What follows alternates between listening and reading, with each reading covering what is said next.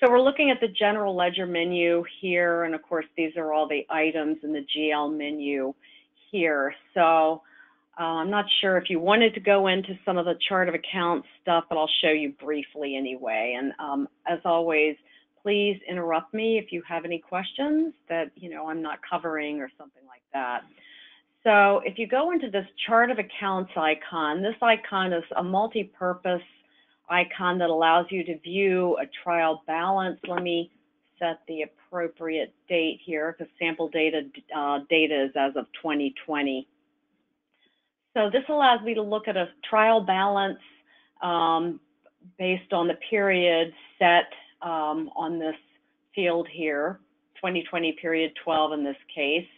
And of course you can change it. So if I wanted to look at May and just hit this little go button, I can look at May. You can also look, you can open up your account and view certain settings. So if I hit open here, and I can see, that this is a balance sheet account. The normal balance is a debit. The account group, which determines how the generic financial statements will work, is listed here. It's an active account. We're posting in detail always. A couple other things that come up are control account, roll-up, auto allocation, and maintain quantities. So the control account would be checked if this was a control account for something like accounts payable or accounts receivable. I see Peach has arrived, that's good. Or cash or something. And what that does is it locks you down so that you can't, so no one can enter journal entries against those control accounts, because if it's a control account for a module, such as accounts payable, the AP account, you wouldn't want someone to make a journal entry because that would throw you out of balance with your detail. So that if you click on control accounts, so let's just look at accounts payable as an, as an example here. So let's find the AP. So here's an AP account. So you can see control account is checked, and then you get an additional tab called subledger. And I would not have set it up this way personally.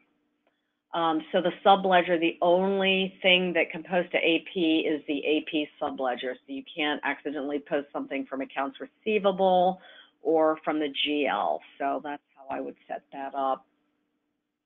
The other field that you can check is auto allocation. So if I check that one, you're going to see another tab pop up. So I'm going to go to an expense account to do that. So I'm going to check auto allocation, and you can see the allocation tab pops up. So the auto allocation allows you to allocate the balance of the account to other accounts. So for instance, if you've got, in this example, accounting and legal fees, and you actually want to spread it by percent to different divisions, you can do that. So what it's having you do is essentially build a journal entry here. So I'm going to say it's going to be a GLJE. Actually, maybe it'll be an allocation. I think there is an allocation. Let's see. Yes, RT, so reallocation. Okay, so I'm going to use that.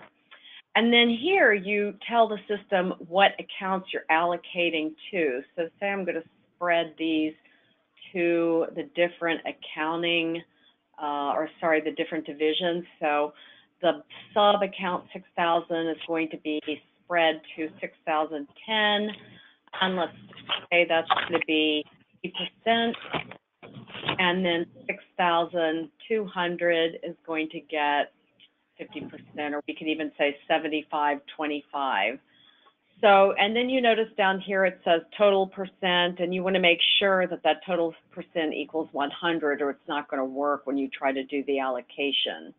And then you can put a reference. You could just say allocation. Say something like in the description, from account 6,000 and from account 6,000. All right, so that's how you set up an allocation. So if I make this larger, you can see you're basically building a journal entry that's going to take 75% of the balance of 6,000 and put it into this account and 25 of that account. And then, of course, you can see the total percent is set up as 100%. Back to our account detail tab. Roll up, if you turn that on, I don't know if you're going to need this, but if you turn on roll up, what it allows you to do is view the account balance as a rolled up account balance. So say you've got, you're basically creating parent-child relationships. And if I tab this as part of a roll up, then if you look on this, you get a roll up tab, and then you're going to say, okay, this is a roll up account, and I'm going to put maybe 6,100 and 6,200 in this roll up. And then there's certain reports and things that you can roll up into this account and view like as balance rather than departmentally. I don't know if you're going to use that, but just be aware, and you can see that parent-child relationship is created here. Okay. The last checkbox is maintain quantities, and what that would do is when you're entering something into this account, you would not only say that it was, say, $1,000 or $1,200, but you would also tell the system the quantity that relates to that $1,000. So, you might say, I've got $1,000 and it represents a quantity of, 1,200 or something. And that would be, honestly, I have not yet met a client that uses this, but I'm sure somebody uses it. But it allows you to track, like, say, for your revenue quantities, like I want to know how many prescription I'm selling. So that's how that works. So that's the GL.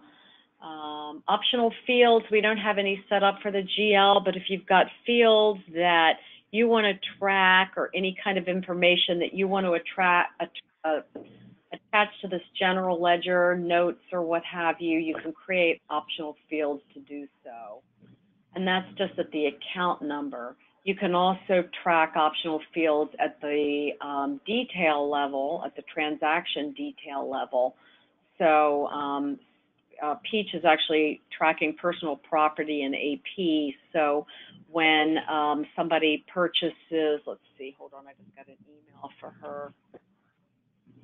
Okay, so when she tracking personal property, she flags that in AP. They flag that in AP, and it captures that information. So, did anyone? Hey, Carol. Yeah. Hi there. I'm watching. Hi. It's Pete. Hey. Yep. Hey. And I'm gonna kind of pop in here and say we might be able to use this, being that it's GL activity that might help us in our reporting for year-end, the audit stuff. I have to think about how that would even help us, that's where I would maybe see us maybe using this area. Right, so these transaction optional fields would be for things that there's nowhere else to put the information. And when we look at journal entries, you're going to see where we can put information that might be pertinent to your audit. So there are places. So the optional fields are going to be, where you're sitting there thinking, I need to track this information, but there is nowhere in the system where I can capture it. That's where the optional fields, like your personal property.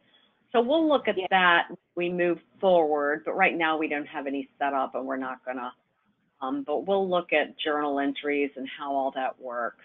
So I've closed the open. So open is just where you would edit and view settings for your account, many of which you can actually view on this screen. So looking at this accounts receivable trade, for instance, you can see it's a balance sheet account. The normal balance is a debit. Here's the balance as of May 2020. It's not a quantity, it's active. There's no allocation. There's no roll-up. Posting goes to detail, which, by the way, it should always be, and there's no optional fields attached. Now, if I go down to my 6,000 account where we were a few moments ago, so where is it? I went too far. So here's 6,000. If I go across, it shows that it is an allocation, okay? There is a roll-up. So you can see, you know, that there are certain things that you can view just right here. So if I'm looking at this account and I want to know what makes up this 56,000 and change, I can click on transactions, and then this is going to show me my transactions through the period chosen on this screen. You can also trim it back. I mean, in this example, all of the accounts are GLJEs, but let's see if we looked at, for example, if we looked at accounts payable, this might be more interesting. So we're looking at the source code. It's telling me that these entries came from accounts payable. This shows me it's an adjustment, APAD, AP credit note invoice.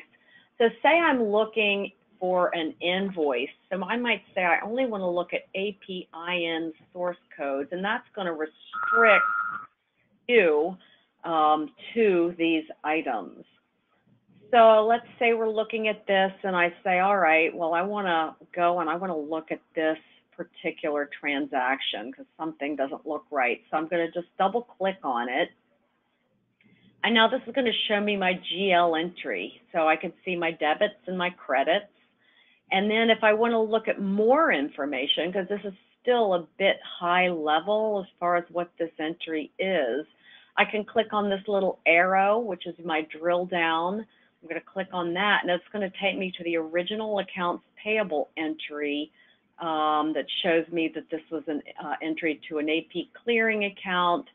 And now the sample data, of course, has taxes and all that stuff. You guys don't have that, but this would show me my original entry. So anytime you're viewing a transaction that's posted, if you've got that little arrow, the drill down is available. So that's kind of nice. So that is your inquiry, GL transaction history. To view everything, I'm just going to delete this APIN, and now I'm looking at everything again. Okay. The next icon here is comparison. So you can compare it. Yes. Quick question. Can you print that screen? Like not like into Excel or something like that? Yeah, to a degree. So if I'm here, let's see. Whoops, I'm sorry. I always do that. I need to click transactions. If I hit file, print, it's going to bring up my GL detail listing. So if I'm looking at account 6,000, all right, and I'm going to hit print, this is what you're going to end up with. You're going to get the GL listing, which is all well and good. Well, that's not a real example. Let me get to 2020 here.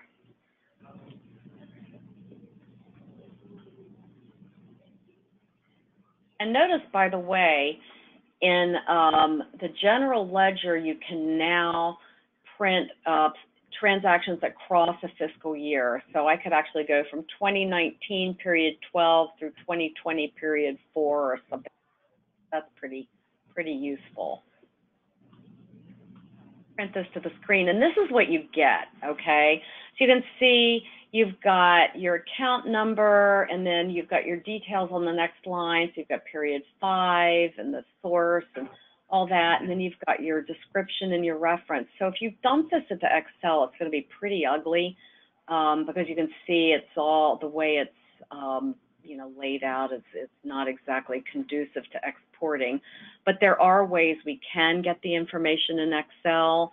I could write you a simple crystal report that would extract essentially this view into Excel, and you could do it by date range or account range or whatever. There's also a program that you guys have called Sage Intelligence, which pulls data from Sage and drops it right into Excel. So there are options there, but printing, unfortunately, this won't jump right into Excel. I wish it would. But yeah, so the answer is yes, we can get it in Excel, but not exactly from here. So going to comparison, if you're wanting to say, I want to look at actuals compared to 2 years, and I just hit go, you can see the difference by fiscal period and the percentage right on your screen. If you guys are going to use budgeting, you will be able to do the same thing. You could say, well, let me look at my budget 1 and compare that. This is just a quick on-screen lookup of your budget and your variances for one account. And then you can do the same thing for by balance versus net change, okay? Are you guys going to be using Sage for budgeting? Eventually, I would say yes. All right, so I'm not going to bother training you at that point here unless you really want me to, but just remember that— it would probably just be me and Sarah. Okay. For budgeting, yeah. So we've got lots of options for budgeting. I'm not going to waste your time with that right now, okay? But I'll just click on it. I mean, this is where you build a budget. You can also import it and do all kinds of things. So, and then of course, history. This just gives me my history for the year, my net change and balance for the 12 periods. And then of course, the adjustment period and the closing period, which we will talk about when we get into year-end and periodic processing. So this screen, again, it's a chart of accounts screen. You can look at a trial balance, and then you can manage your accounts.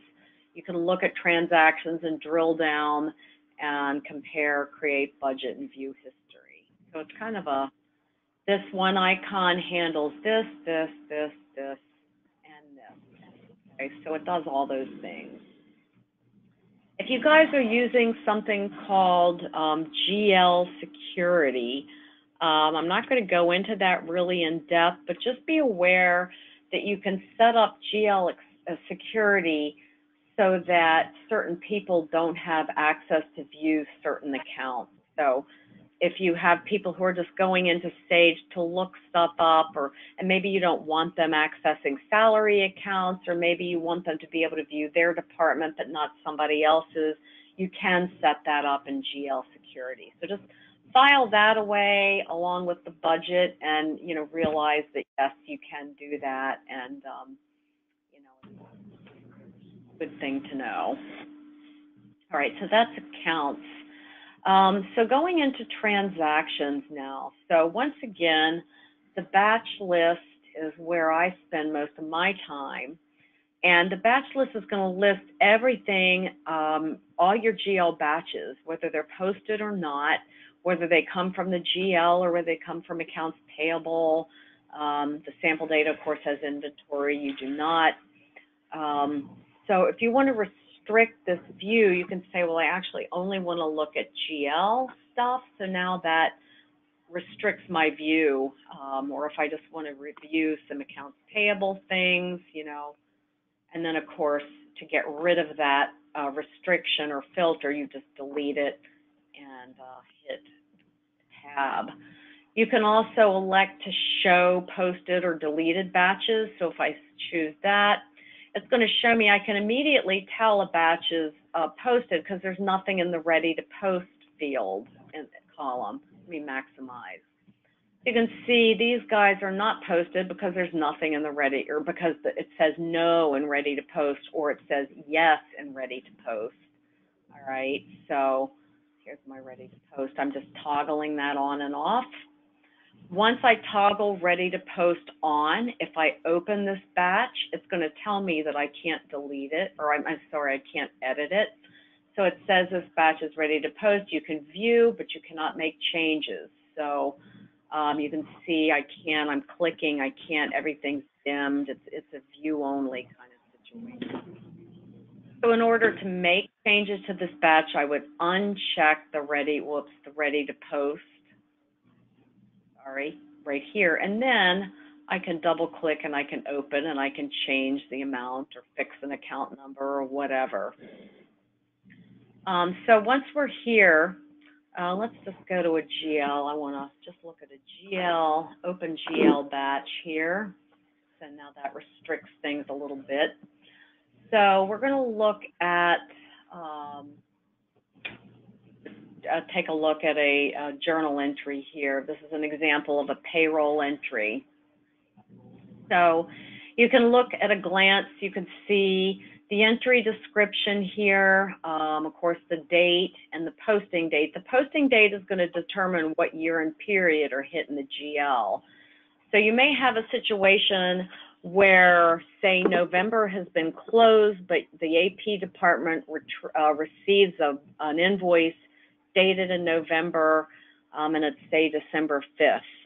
So they will want to enter their AP invoice with a document date of November, but then the posting date for December, okay? So that's where they might differ, but usually they're the same, but occasionally you'll get a situation where you've closed a period and you don't want any changes made, so that is how you deal with that. Okay. So we're going to create a batch. I'm just going to click the plus here. I'm just going to say sample JE for Payless, right? So automatically it numbers, okay? So you don't have to put anything here. You just tab through.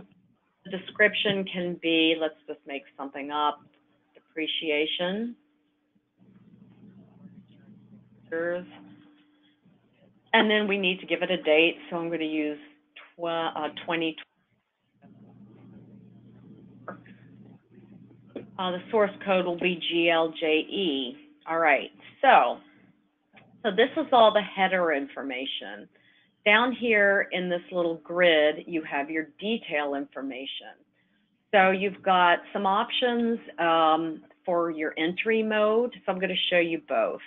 So the first one is normal, and normal is where you're going to change the text that's in reference and description on each line. So we can say AJE1, depreciation, whatever, furniture and fixtures, and it's going to be, I think, 1,600, and it's going to be, that's actually going to be a credit, so we'll just say $150. And notice how this information, I just pressed insert to give me a new line, and notice how this information is blank, okay? So that would allow me to type something else. But if I want it to be the same, I'm going to hit quick entry, and then I'm going to hit the insert key, and notice my text repeats itself. Okay, so I'm going to find my depreciation expense, which is somewhere here. So, and then I will put in my debit of 100. So that is how you create an entry. You enter the information on the first line, you press insert to add another line, and you keep doing so until your debits and credits are equal and your out of balance is 0 and you have all the lines you need. At that point, you can hit add. So what happens, I'm going to go back to this entry. So what happens with this reference and description? This is what is going to show up if you do a GL account inquiry on screen, the transactions that I showed you earlier. It's going to show you the reference and description. And when you print out a GL listing, it's also going to show you this reference and description. So you want to use these fields well because that's going to give you a lot of information. The other piece of information which might be useful for auditing is the comment field. So I'm highlighting this and I'm going to press the F9, function key 9. And what that is going to do is it's going to open this up in a form view. So instead of going across the grid, I can see, you know, all the fields here. So I can say this entry was different because blah, whatever. And you can put all kinds of commentary in there. And then if your auditor has a question, you can drill down to the entry and then you can view the comments on screen. So that is another area. And I'm pretty sure you can put an awful lot. I want to say it's like 250 characters. You see I'm putting a lot in here and it just varies. So you can put, I think that's it. I would say, I think it's about 250. Question, Chris? Yeah, quick question. If I was to print my GL detail, this comment come up? You know, honestly, I don't remember. So let me look and let me. I'd be more interested if we export it to Excel, if we get to see all that's typed in, because the report would cut it off. It would, but yeah, But the Excel might not. Well, Excel, or Crystal Reports, or Sage Intelligence would be what you're going to want to use to do that, because that's going to dump stuff directly into Excel. Okay, so, and that's going to be a whole nother training session, I'm sure. But so if I look at the general ledger, remember, you're looking at the vanilla product. You're not looking, and I don't honestly remember if comments are included or not. And they are not in this particular report. So yeah, that would be a custom report we could write either with Crystal Reports, or probably better option would be for using Sage Intelligence, and that's where you grab information from different places. So yeah, so without that, the comments are really more useful for drill down, you know, when you're drilling down. And I would encourage you, rather than printing things out or printing things, you know, really get to know this inquiry screen, because that screen is going to give you a lot of information right on screen, you know. Like, so if I want to look at account 6,000 again, and I want to,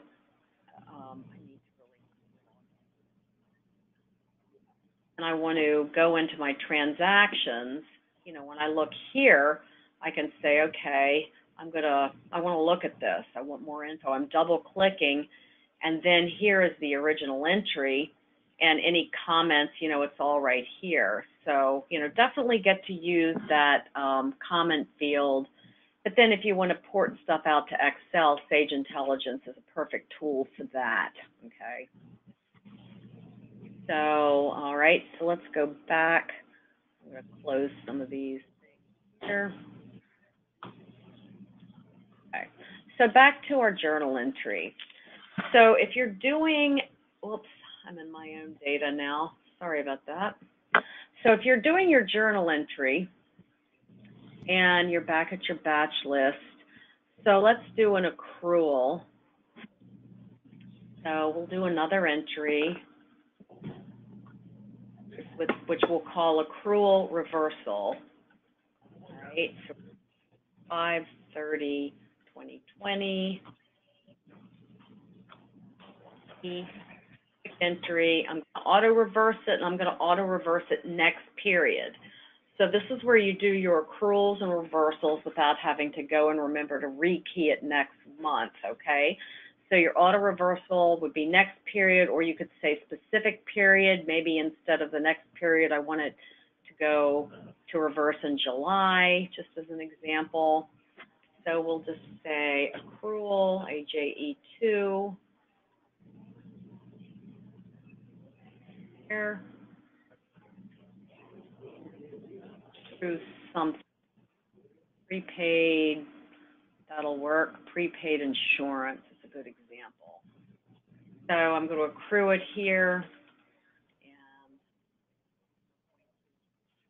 this brings me to another thing. If you press the F5 or the Finder, which is this thing here, you can look up your accounts.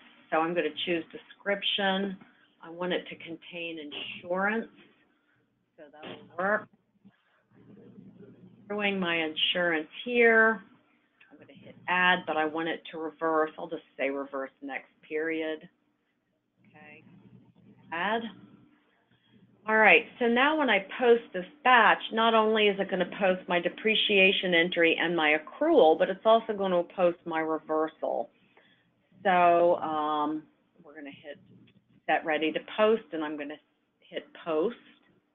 And it's telling me the posting sequence is completed, which is good. And now I'm going to go back to my inquiry, GL accounts, chart of accounts.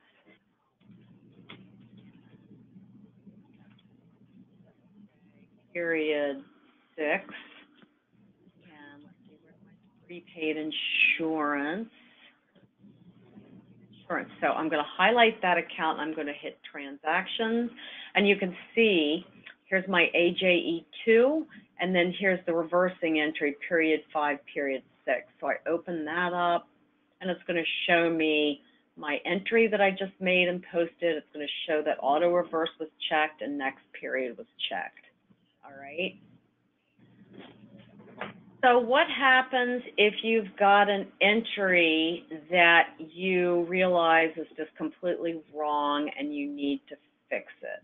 So for that, we're going to go into our batch list. You know what I'm going to do, though? I'm going to re-enter my sample data as of 2020.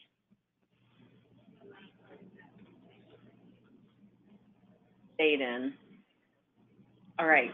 So what happens if I have an entry that I've posted and it just needs to be completely reversed and redone? So I'm going to look at my GL entries here so we can pick one. So this one is posted. You can see, you know, there's 2 entries. It was entered, it was posted. So let's just say I want to reverse period or entry number 2. So all I'm going to do is I've got this here. I'm going to click reverse. And what do I want to do? I want to create a new batch. So I'm just going to click plus for new. And incorrectly, whatever. I'm going to hit process. Now, I am going to, you know what I did? Let me show you something that okay, so there's 2 ways to do reversals. You can choose the entry or you can reverse the entire batch, okay? So I only chose entry, but if you have a whole batch that you need to reverse, you can do that, okay? And so then the entry descriptions, you can say I want an original or original with prefix, maybe with REV dash, you know, or something like that. That's how that would work. Okay. Close that.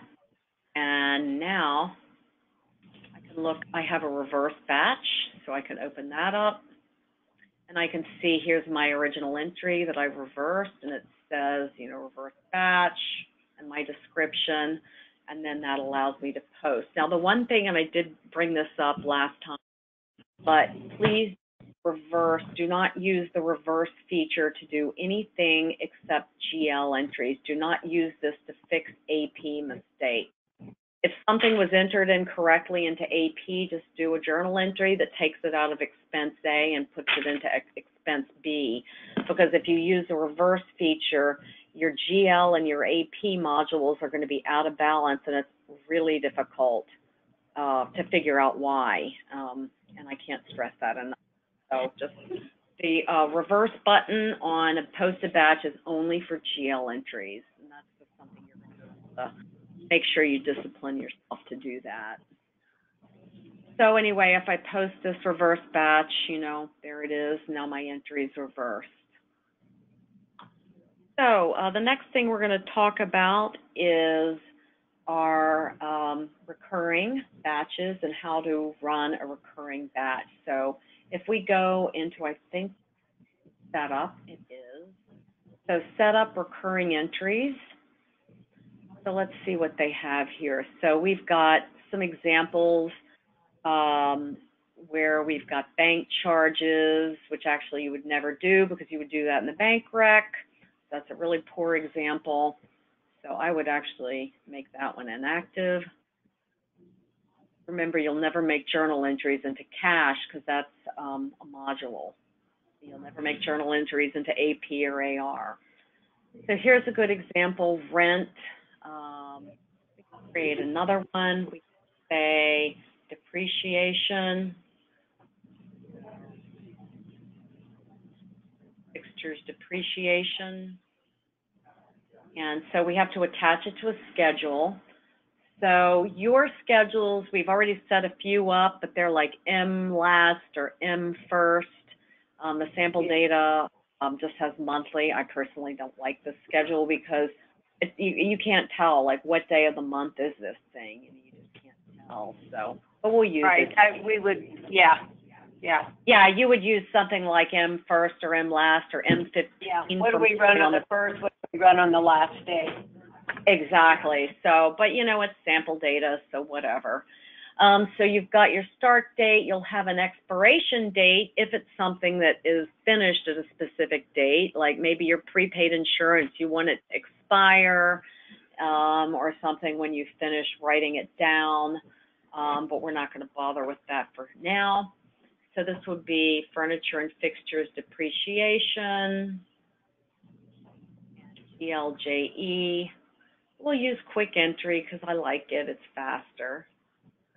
I would actually, I think I put in a recurring source code. What's that? I'm sorry, you're in sample, duh. Never mind. Yeah, recurring, well, yeah. So if you have a source code that you've created for recurring, absolutely, you know, use it. So anyway, yeah, but remember, yeah, right, we're in sample, so we're stuck with whatever they came up with. So we'll just say depreciation.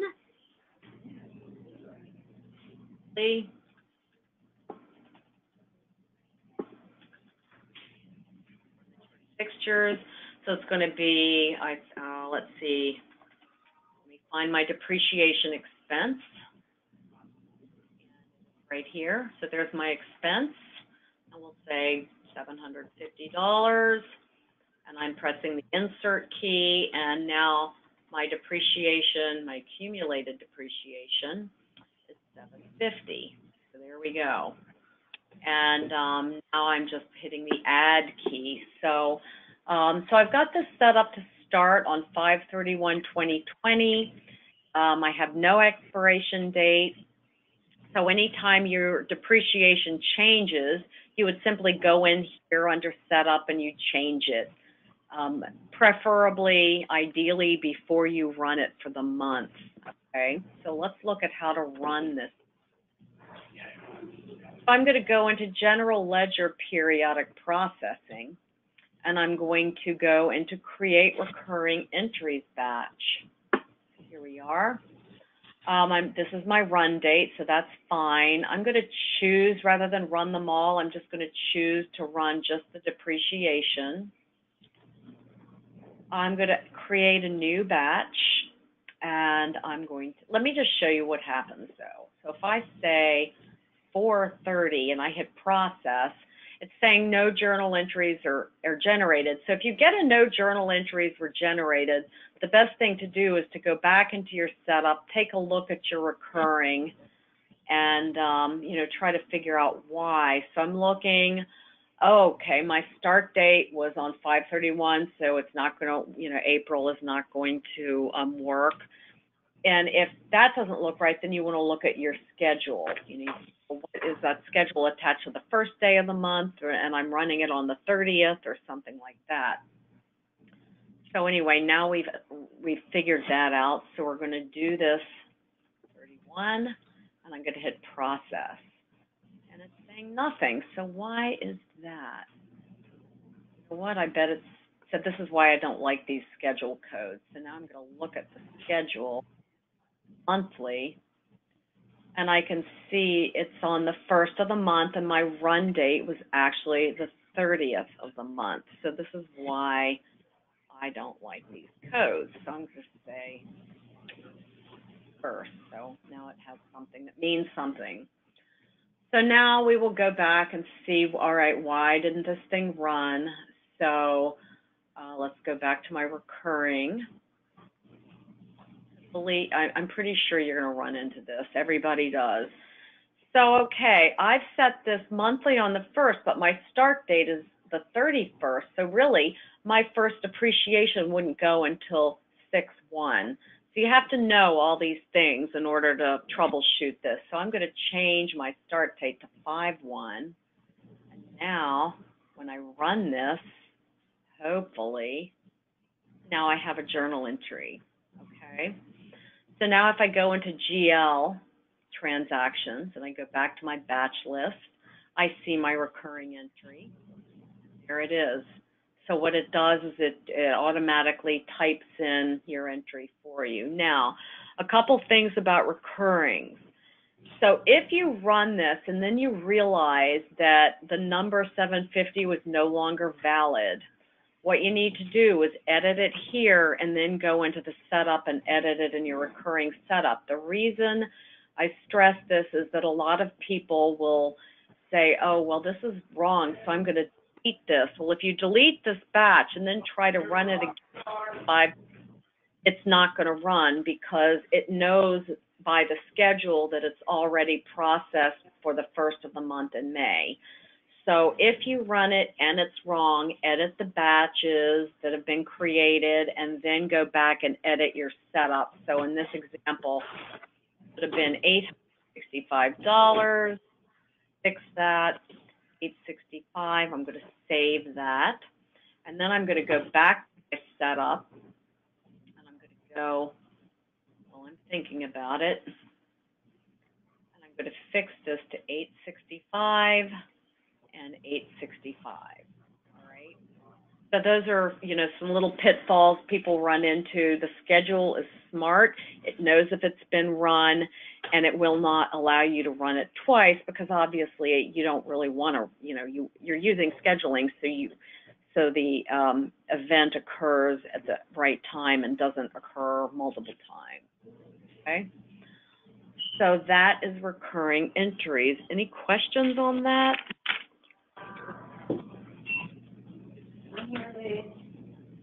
No, I'm good. You're good? Yeah, thank you for going over the start and process date. That makes a big difference. Yeah, and that is the understanding the schedules, the start date, and the process date. Those are the three things. That and deleting batches that were wrong, and then a whole thing by hand.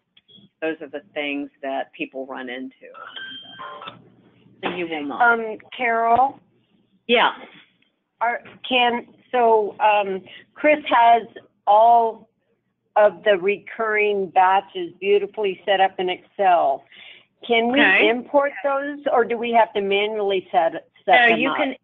You can absolutely import them. So if we go back to our GL setup, we go to recurring entries, all right? So all you do is you export. So I'm going File, Export.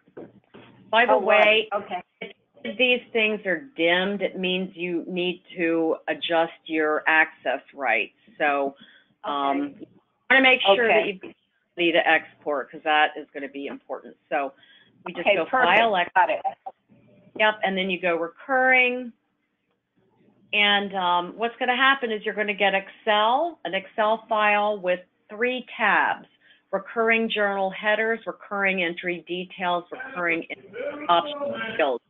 You need to, when you create a template, which is what we're doing, you want to make sure that you don't change the tab names because for whatever reason, or if you put this into an Excel file that you created and you name the tabs yourself, I don't know why, but Sage will not recognize it. It has to be a tab that was created by Sage. So use this template. You can drop your information in, and Peach, you're probably, if you open this up, yeah, okay, so it's going to show you, these are all the fields that are going to get exported, all right? So that's I don't know if there's a template. Remember I sent you those templates? I'm not sure if templates. Yeah, and I before I forget, when we're done, I couldn't find the right template to import the beginning balance to GL. Just a journal entry, okay? Yeah. It's just straight up journal entry, okay. Yep, that's all it is. So somewhere in my Sage here, I've got the templates. You might have a recurring entry template. Remember when I sent you all those templates for transactions? Yeah, I have them on the Citrix server. So look and see if there's one for recurring entries, because what they've done is they've deleted, you don't need all these fields.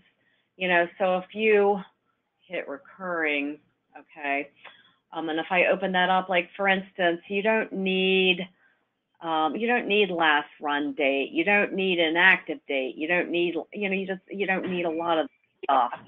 So you don't need total debits and credits, you don't need quantity, you know what I mean? So you can trim it back and make it a lot less onerous to manage. But these are the fields that will be exported unless you uncheck some of them, you know. So anyway, yes. So the answer to your question is yes, you can absolutely, and I would definitely recommend that you do that because that's going to get them in there.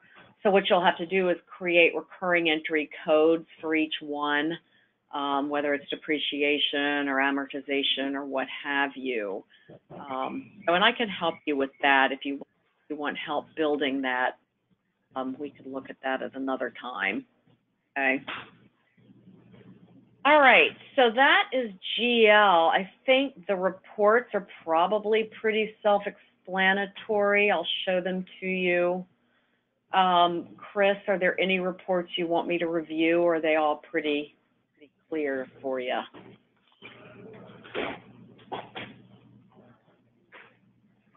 I'm trying to think on that one. The ones you'll use when most. You say reports.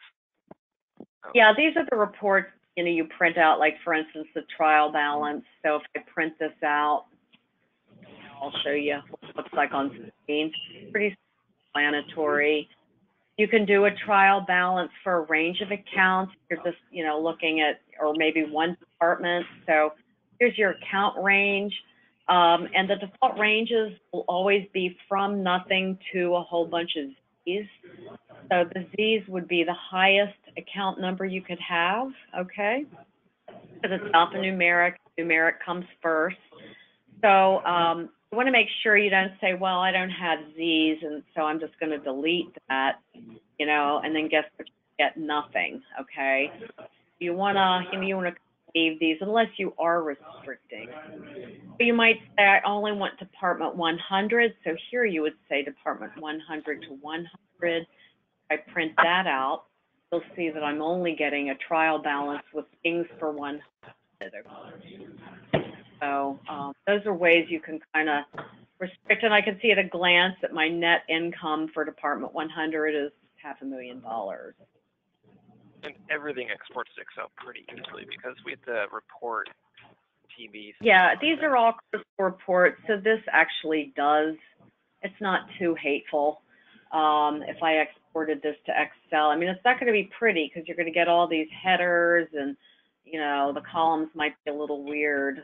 So anything you want exported to Excel, I would definitely recommend we do together. We do support.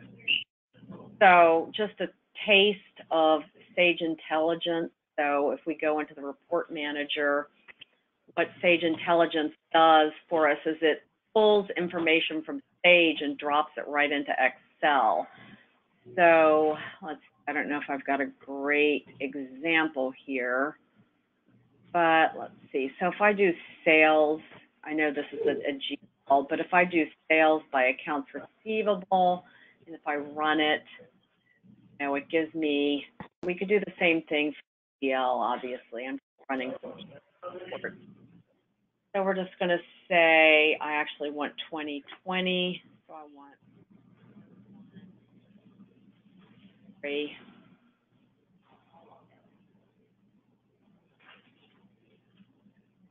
Actually get some data. So what this does is this is going to create, based on criteria that we've set up, it's going to create a GL report that is in Excel, and then you can do whatever you want, whatever kind of analysis. You can see this is an Excel report.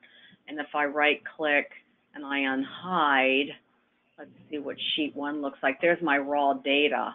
So we could export your GL information out like this, you know, and you could have as much information as you needed, okay? And you can see, you know, the formatting is Excel. It's not this with headers and all that kind of stuff that generally looks pretty awful. How about a AR aging report? Is that in there? You know, let's take a look. Or would that just be under the module of AR?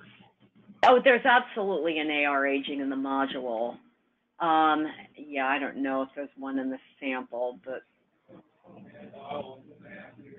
you know, I would look at these.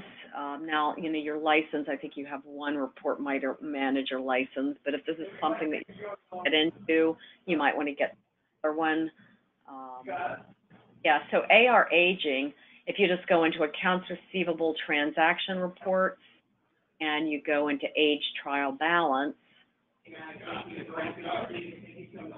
and so what you're going to do is you're going to choose whether you want it by due date or document date. Probably document date is probably fine. You want to pick your age as of date, and then you want to make sure your cutoff date is what you want it to be. And if you're comparing it to the GL, you want to make sure you use either posting date or year or period. Because remember, if you've got a document that's dated in November, but you've closed November, then your aging, if you do it by document date, is not going to tie to the GL, but if you do it by posting date, it will. So you can do by document date, or you can do summary. I'll show you both. Oh, that solves a lot of my current problems. Oh, good. That explains why my aging practically never died. Yeah. Okay. Yeah, so here's the detail. It's by invoice, but as a GL person, you probably would prefer a nice, simple, lean a summary report, so you can see how this is probably better for you as a GL person, because this just gives you line by customer, and then there's my grand total. And yeah, so there's your aging for AR. And then, of course, same thing. Okay. You can do the same thing in accounts payable. I don't know if that's something you need, but it's AP transaction report, age payables. And once again, you're going to make sure you cut off by posting date or year and period. So just say 20 and whatever. And I would want a summary probably, and then print that out, and you'll get a nice aged AP as well. The only thing with AP is you want to make sure you check the option to include vendors on hold. You can see that's set to yes, because if you've got an invoice in AP that is on hold and you don't check this box, then your GL isn't going to tie out, because the on hold item is going to be showing in AP, but it's not going to be showing, it's going to be showing in the GL balance, but if you don't check this box, it'll be missing from the aging, and you'll go crazy trying to figure out why it's out. So just be aware of that. Hey, Carol, while I'm thinking about it, is there a process in here to deal with contra when we have someone who's both a customer and they're on AP and we have to refund? Is there a refund process? That is not AP. Believe it or not, that is accounts receivable, refund. Okay, it does work in there. Okay. Yeah. Yeah. So you Okay. would do a refund batch, and you would assign it to whatever credit note or whatever, and yeah, then you print a check right out of accounts receivable. So that way you don't have to deal with that piece. I'm confused about. So accounts receivable has to have rights to check printing, or they can set it up and then Avila or AP would print them. They could, yep, they could set it up, but they're going to have access to the refund batch list and refund entry, but not necessarily check printing in AR. So, okay, yeah. We'll look at that later then. Okay. So this brings me very nicely into our discussion of bank services, okay? So bank services is a module in Sage that handles all banking things. So bank services receives transactions, everything but not the general ledger, okay?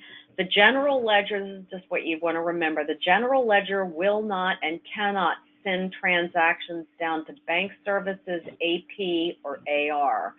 Those modules send transactions up to GL. So bank services receives all cash transactions from accounts payable, receipt transactions from accounts receivable, and refunds from accounts receivable. So all those items land in your bank, and that's under common services, and it's common services because bank services is common to multiple modules. In your case, it's common to AP and AR, okay? So under bank transactions, you will see, well, we'll just talk about reconciling statements here. We'll probably do this together, but I can at least give you a little preview. So you can have multiple banks in here. I don't know how many you have, but you can track them. I think this is the one that's active. So you'll choose your bank, and then, you know, your description could be, you know, like November rec. Then we'll use the date 5/31/2020. Reconciliation date is the same. And so then it shows you some information. Okay, this is not a great, let me see if I can find a bank that has more data in it. Maybe. All right, yeah, this actually has some transactions in it. So, yeah, so when you're getting ready to do your bank rec, what you do is you put your statement date in and your statement balance, whatever that is, and then you put in your reconciliation date. The reconciliation date is going to determine what transactions are available for you to clear. So if I put in 5/31/2020, I'll see transactions up to and including this date, but I won't see anything for June, which I don't want to see, okay? So then the next thing you do is go to the reconciliation tab. We can maximize. And you can look at it in a number of ways. You can tell the system I want to only look at outstanding, or I only want to look at reconciled, or transaction types could be either deposits or withdrawals. So if I'm looking at my deposits, for instance, that, you know, trims up my list a lot. So I always do my deposits and then my withdrawals, or vice versa. So when you're sitting there with your bank rec, all you do is you just double click or hit the space bar to indicate that this item is cleared. The other thing you can do, if you can say, well, 14 through 21 have cleared, I don't want to have to click all of that, so I'm going to use quick clearing. And my deposits are going to be 14 through 21. See, when I close, now they're all cleared. Now, what would happen if I made a big mistake and I accidentally cleared everything, okay? Which in the sample data isn't a big deal, but I expect that for you, you're going to have a lot of data. So what you can do is you can actually use the quick clearing to unclear everything. So you could say maybe an unclear or, you know, just unclear a range of things, maybe 16 through 23. I'm going to flag them as outstanding. So you can use the quick clearing to do all sorts of things, and now you can see, you know, everything's open. So that's how you do. Is there any limitations? My current plan is that Avila will daily go in and check off everything as they clear, because there's so many transactions. Yeah, that's fine. So what you would do is you would say, okay, the date is actually 05/10, and my statement balance was, you know, let's just make something up. Yeah. And you would hit save. You just go in and he'll just clear. Right. Yeah. And you. But my question is, he's going to do up to that point, but he will not do the actual recon. Chris will go through and tie it out at the end of the month and post any bank fees Trees. and Yeah. adjustments or whatever. And so I didn't know if there's a difference, or bank rec is bank rec, and they both have the same access. Bank rec is bank rec, but if you like, Okay. what you can do is say that only Chris can save and enter, but not post. Because what post does is so for one thing, let's just talk about posting. You can't post if you've got an out of balance situation. It flat out will not let you. So that's good. Okay. Yeah. What else post does is it deletes all cleared transactions from the bank rec, okay? Right. Right. So that it don't have to slog through them next month. And it also goes into accounts payable and flags those checks that were printed as having been cleared. So if your vendor calls you, you could say, yes, that cleared on, 5, 10, 20. And if he's going to be doing, that's a nice feature.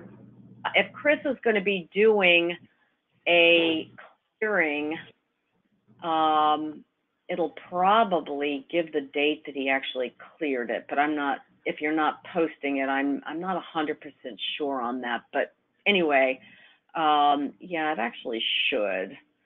So, so Chris can save, and you can see as you're clearing things, the deposits, you can see my total cleared deposits is here.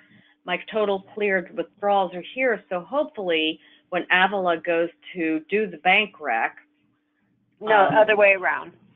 When Chris goes to do the bank rec, then he can say, yeah, my deposits, they tie out. I don't need to look at that. The withdrawals, yep, that is my total checks. And then he would just do any of the non-check things, right. Like bank fees or any auto payments or with, any automatic EFTs or whatever you have that are not coming from AP, like if you've got. This is very similar to Mass 90, so that's great. Yeah, I mean, bank rec is good. Yeah, it's pretty clear. Now, the first time you do, when you're getting this up and running to do the bank rec, you're going to need to enter all your outstanding checks. And right. I plan to work with you on that as far as our timing, because of the way the holiday weekend hits. I'm hoping that I can just import those Tuesday when we come back to work. Yeah, remember, I'm not here. Remember, next week is my last week for a couple weeks. Yeah, but I will. Please don't hesitate to email me. I just want to work it out before our holiday, so I know what I'm doing when I come back. And so I'll need to import the outstanding checklist and outstanding deposits. Right. And what you're going to want to do is, so let's talk about bank entries. So bank entries, you click here and you can just say service charge, whatever.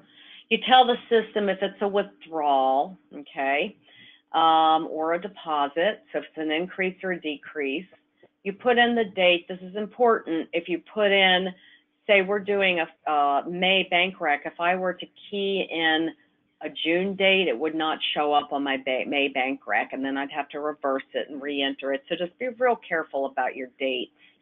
And then, so for those outstanding year-end items, your GL account is actually going to be the cash account, so it has a zero effect. So it'll be a debit, and credit to cash, because you actually don't want it to hit the expenses again for obvious reasons. And then when you post these entries to the bank rec, you will also delete that GL batch. You're not actually going to post that, okay? The other thing you're going to have to do to get all these things in is you're going to have to enter a plug entry to bring the bank balance up to what it's supposed to be, so that you'll have your balance, whatever that plug is, minus all your outstandings, which is probably actually your bank balance, and then you'll have all your outstanding items, and then that should tie out to your 12/31 bank rec, okay? Does that make sense? Kind of, sort of, but not completely. Okay. You want to talk about that now, or do you want to have, No, do you want me to? no, we can, yeah, we'll do that separate. What I'll do is I'll send you an email that explains all this stuff in detail. I think if you have it all laid out, it might make some more sense. Perfect. Making notes so I don't forget. Yeah, so yeah, and exactly. The first thing you're going to have to do is make sure that you've got your startup. You're going to bring your bank rec up to 12/31, 2016, or whatever this year is, 2017. And then once that's done, you'll be ready to go as far as clearing checks and doing all that kind of thing. So, yep. Okay. Yep. All right. Okay. So that's the bank rec, quick, you know, very quick overview of the bank rec. So of course the same thing is done for withdrawals. You've got all your checks. You can use quick clearing, or you can simply double click here and so on. Let me check something. Let me just look at something. 0510, whoops, 0510. Let's see what's going to happen if I reconcile this. Okay, this is good, right. So since Avila, I think, is going to be doing the daily clearing, you can see, so what Avila is going to do is he'll say, for instance, it's May 10th, and I'm going to put statement date May 10th, rec date May 10th, and then when I hit my things as being cleared, see how it's clearing it as of May 10th? Yeah. That's kind of nice, because then in your AP, you'll be able to say, yeah, it cleared around May 10th, you know. Ideal. And then, you know, tomorrow, I'm going to change my date, 05/11, 05/11. And I'm going to save my changes. And now I'm going to clear some more. And notice it says 5, right? So yeah, you'll be doing, that's exactly what you'll be doing. And it'll be great, because when you then go into AP inquiry, it's going to show you when that check cleared, exactly when it cleared. So that's kind of neat. Yeah, that's great. I like it. Yep.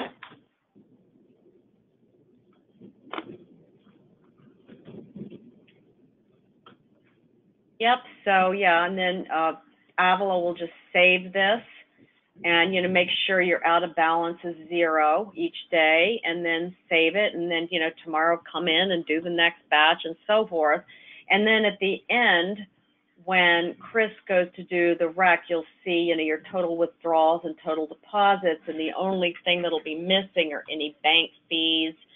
And if in the course of the month, you know, you get a bank fee or something that's not from AP or AR, then I would just let Chris go ahead and enter those items so that Avila can tag them as cleared. You know, you can just go in as bank entry and enter them as of the day, and then they'll be available to be cleared by Avila, so you don't have an out of balance for those items. So that's something, that's a preference if you want to do that. Because fees and things dribble in at different times of the month. They're not always on the 30th or the 31st, you know. So internally, you guys can decide how you're going to handle that. So any questions? We've covered a lot. Not so far. Okay. So what I would recommend you guys, go ahead. I was going to say, I did see you stop kind of when you were like an import for the bank fees, but I didn't really. Okay, right, yeah, we actually, so you can actually go into bank entry here. Actually, you know what you might want to do is give Avila access to bank entry, but maybe not posting. So Avila could actually That's what say, I think I did. yeah, so you could just say bank fee on 5/19/2020 or whatever, and it's going to be for this bank, and then it's going to be a withdrawal, and we'll just pick any old account, okay, and then we hit add. But then if he doesn't post it, then when I go back into my reconcile statements, and then I can find, I'm just going to look at withdrawals. So let's find the one. So here's my bank fee that I just, and then, you know, it'll show up there. It can't be cleared. It hasn't been posted. But at the end of the month, Chris could go in and post this and then go and, you know, click all these things as having been cleared.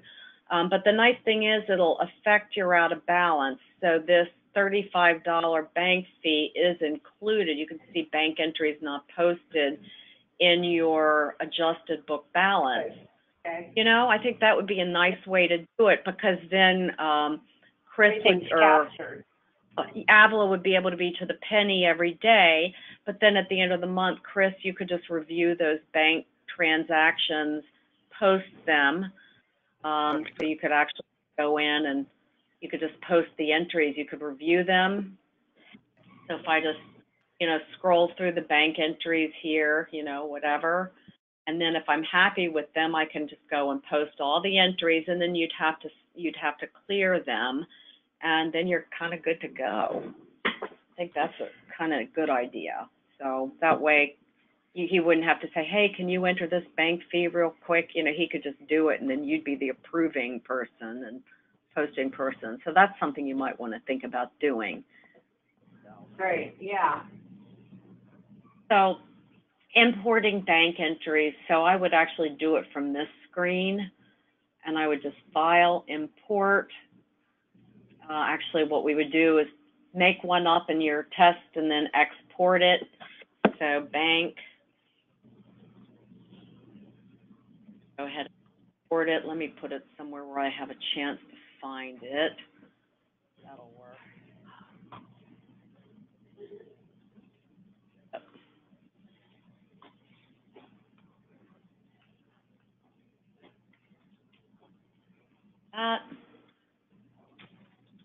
Now, here's what it looks like.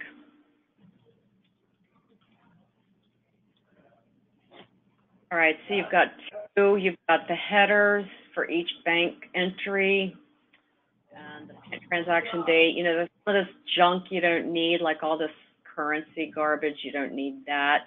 But the real meat is right here, okay? So you've got your GL account and the entry amount, okay? So they're a little tricky, so I would definitely play with this. There's a lot of fields you don't need, so you're going to want to clean that up a lot, or it's going to get pretty confusing. So, Okay. yep, that's entries. Yep, so you can import them. So, and you gotta tell the system whether it's a deposit or withdrawal, and you know, all this kind of thing. So yep, that's bank entries. We can look at that if you want, Peach. We can set that template up. I don't know if Sage sends a template. I'll check for bank entries, but anyway, I think that's going to be your best way to dump your outstanding items, pull them into the bank rec. Yep. Yeah, because it'll be big. And then what did you say, we delete the batch? In the GL, because when you post the bank entries, what happens is it's going to generate a GL batch. So what you can do is you can make sure it doesn't post by dating your bank entries 12/31, and then go to Common Services and lock that fiscal period. So if I go to period 12 and I double click, that way I just lock it in the GL. Actually, I don't want to lock it in everything. I just want to lock it here. So that way nothing gets accidentally posted to GL. So if it tries to, what it'll do is it'll dump it into an error batch, and then you can delete the batch, because obviously you don't want to put that, you know, it's essentially garbage as far as the GL is. So perfect. Yeah, and that'll get your up. Yep. So I think that's everything we talked about covering today. What I'd recommend is what Katie's doing now is she is playing with all of the information in AP that we talked about, and getting comfortable. So I would definitely get your hands into it and make sure you're comfortable with the recurrings and setting up recurrings and all that stuff. And that way we can address it between this week and next, so you can roll. And I know Chris is going to start getting the mapping, GL mapping on his on all the JEs, so that when we're ready, we can format them to the template and pull them in. Correct. Yeah. So. Yeah, if you can get them pulled in the next couple weeks or sometime before the end of the year to the recurring, then you can just export all that out and import it in. Make sure any so much easier. Yeah, make sure any sample stuff that we created that doesn't have any relevance, make sure that gets deleted, before you import them in to the live, Okay, sounds good. All right. So our next session, I think, is going to be with Amy on cash receipts. Does that sound correct? Yeah, it does. Make sure she knows to use the email on session 3 I sent last night, because if she uses the GoToMeeting that's under my signature, that's for like instant meeting, and this is a scheduled meeting. So. All righty, guys. Yeah, I'll resend it to her. Okay. Yeah. And we can get started in, let's say at 1:15 your time if you want, 4:15 my time. We can get started a little early if you want.